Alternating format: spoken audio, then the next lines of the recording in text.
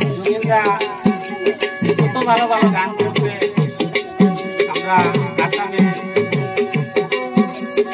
দেশে বিদেশের মানুষে আজকে তাই চলে গেছে, দেশ বিদেশের মানুষ সব কিন্তু অনেক দুঃখে দুঃখে মানুষ কোরবানি হয়েছে আছে জুবিনদা মারা যাওয়ার কারণে।